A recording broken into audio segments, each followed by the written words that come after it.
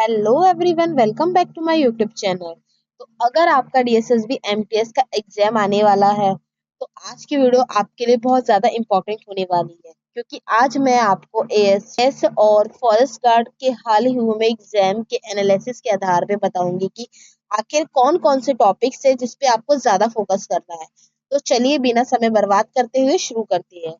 सबसे पहले अगर हम बात करें मैथ्स की, तो इन टॉपिक्स पे सबसे ज़्यादा फोकस करना है, क्योंकि जो आपका टारगेट है कि अच्छा स्कोर करना मैथ्स में, तो पूरे सिलेबस के पीछे मत भागिए। सबसे पहले इन टॉपिक्स को मजबूत कर लीजिए। कौन-कौन से टॉपिक है? Simplification, number systems, profit and loss, CI SI, percentage, average, ratio and proportional, time and work, DI और मेंसुरेशन। इन टॉपिक्स से बहुत ज़्यादा क्वेश्चंस पूछे जा रहे हैं। तो अगर आप इन टॉपिक्स को कर लेते हैं तो आपकी जो मैथ्स में अच्छी पकड़ हो जाएगी। अगर आपकी जो मैथ है वो वीक भी है और इन चुनिंदा टॉपिक को आपने बहुत अच्छे से कर लिया है तो आप उसमें अच्छा स्कोर कर पाएंगे। अब हम नेक्स्ट की बात करें तो नेक्स्ट हमारा है जीके, नहीं जीके नहीं, रीजनिंग। रीजनिंग आपको पता है कि इजी आ रहा है, लेकिन इजी आने के बावजूद भी बच्चे उसमें बहुत ज्यादा टाइम लगा दे रहे हैं। तो आपको पहले से ही इन टॉपिक्स को अच्छे से कवर कर लेना है, जैसे पजल और सिटिंग अरेंजमेंट। मान के चलिए तो 5 से 7 क्वेश्चन इन्हीं टॉपिक से भरे हुए हैं।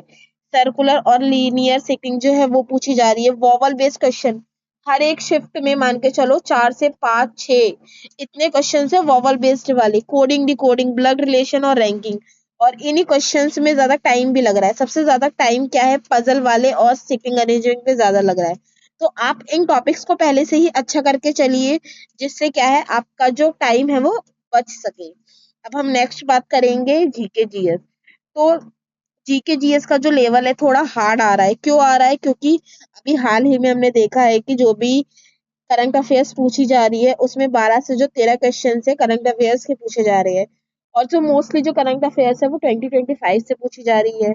अगर हम बात करें कि अब हमें हिस्ट्री में, पॉलिटी में, जियो और वो स्टैटिक जीके के किन टॉपिक्स को फोकस करना है, तो देखो हिस्ट्री में आपको ज्यादा कुछ पढ़ने की जरूरत नहीं है। एंशियंट हिस्ट्री में सिर्फ इंडस सिविलाइजेशन, बुद्धिज्म और जैनिज्म कर लीजिए, इनसे थोड़े क्वेश्चंस बनते हैं। मॉडर्न हिस्ट्री बहुत ज्यादा इम्पोर्टेंट है, लेकिन उसके कुछ टॉपिक्स इम्पोर्टेंट है, जैसे गांधी एरा, गवर्नर जनरल जो होते हैं उनके बारे में। और जो मेडिएवल हिस्ट्री है वो मोस्ट इम्पोर्टेंट है, इससे ज्यादा क्वेश्चंस पूछे जाते हैं। अगर हम पॉलिटी की बात करें तो constitution, fundamental rights, DPSP amendments और इम्पोर्टेंट आर्टिकल्स, ये बहुत ज्यादा इम्पोर्टेंट है, तो इनको अच्छे से करके जाइए। जियो और कल्चर, अगर हम जियोग्राफी की बात करें तो मॉन्यूमेंट्स, वो वो माउंटेन्स करके जाए, माउंटेन से क्वेश्चंस आते हैं। टेम्पल्स का भी करके जाइए, ठीक है। और क्लासिकल डांस, क्लासिकल लैंग्वेज, इन टॉपिक को अच्छे से कर लेना है। अब हम बात करें हिंदी की। अगर हिंदी की बात करें तो हिंदी का जो ओवरऑल लेवल है वो इजी रहा है, लेकिन इस टाइम पे अभी हमने जो फॉरेस्ट गार्ड का जो रिव्यू देखा था उसमें तत्सम तद्भव शब्द के साथ साथ देशज विदेशज शब्द भी आ रहे हैं।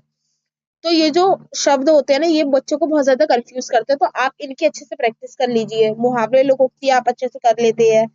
वर्तनी शुद्धि वाले क्वेश्चंस आते हैं और प्लस में गद्यांश आएंगे, तो ये तो आप कर लेंगे। सबसे ज्यादा जो आप अटकते हैं वो किस टॉपिक पे अटकते हैं? तो ये देशत विदेशत और ये तत्सम तद्भव, तो इसे अच्छे से प्रैक्टिस करके जाइए, ठीक है। अब इसके अलावा अगर हम हिंदी की बात, वो इंग्लिश की बात करें तो इंग्लिश में तो देखो जिसकी इंग्लिश मीडियम है ऑलरेडी तो उसका तो बहुत अच्छा है, वो उनके लिए जो इंग्लिश है वो बहुत इजी आ रही है। लेकिन जो हिंदी मीडियम के स्टूडेंट हैं उनके लिए मेरी सलाह क्या है कि आप लोग उन टॉपिक्स को अच्छे से कर लीजिए। जो अभी रिसेंट में जो अप्रैल में एमटेस के एग्जाम हुए हैं उसमें से कोई भी 10 से 15 पेपर अच्छे से कर लो, उसे सॉल्व करो, क्योंकि उसमें जो एक्टिव पैसिव वॉइस आए हैं, नरेशंस में क्या कॉन्सेप्ट है उसको अच्छे से कर लो। Article, preposition, conjunction, noun, pronoun, adjective करना कर लेना, लेकिन अगर आपके पास टाइम नहीं है नाउन प्रोनाउन करने का तो एडजेक्टिव कर लो। एडजेक्टिव से ज्यादा जो है क्वेश्चंस बनती है। करेक्ट स्पेलिंग आपको पता पूछी जाएगी, और पैसेज की अच्छे से प्रैक्टिस करो। बस यही है जो आपको करने हैं। अगर आप इन टॉपिक्स को अच्छे से कवर अप कर लेते हैं तो आपका जो स्कोर है ओवरऑल बूस्ट हो जाएगा और आप अपना जो एग्जाम में बहुत अच्छे से जो परफॉर्म करेंगे। अगर हम बात करें अब लास्ट एडवाइस क्या है, तो आपको अभी बिल्कुल भी कुछ नया नहीं पढ़ना है। जो आपने पढ़ लिया है उसे रिवीजन कीजिए, उसे अच्छे से रिवाइज कीजिए। प्रीवियस ईयर के पेपर लगाइए, जो ये अभी एग्जाम हुए थे उनके पेपर लगाइए, मॉक टेस्ट दीजिए, अपनी एक्यूरेसी पे सबसे ज्यादा काम कीजिए। देखो अगर एक्यूरेसी अच्छी नहीं है तो आप कितने भी अटेम्प्ट करके आ जाओ, उसका कोई मतलब नहीं है। और यही स्ट्रेटेजी है जो डीएसएसबी में आपको अच्छे मार्क्स दिला सकती है। अगर आपको मेरी वीडियो पसंद आई है तो प्लीज लाइक जरूर करें और अपने दोस्तों के साथ भी शेयर करें। और ऐसे ही एग्जाम्स की अपडेट्स, एनालिसिस और प्रिपरेशन स्ट्रेटेजी के लिए मेरे जो चैनल है डीएसएसबी फ्यूचर टीचर, उसको भी जरूर सब्सक्राइब कर लीजिए। और मेरा भी एग्जाम आने वाला है डीएसएसबी एमटीएस का, और मेरा एग्जाम 29 को है। तो अगर मेरा एग्जाम हो जाएगा तो मैं ऑफ कोर्स आपको रिव्यू जरूर दूंगी। तो प्लीज मेरे चैनल को सब्सक्राइब जरूर कीजिए। थैंक्स फॉर वॉचिंग और ऑल द बेस्ट। अपने प्रिपरेशन को अच्छा कीजिए।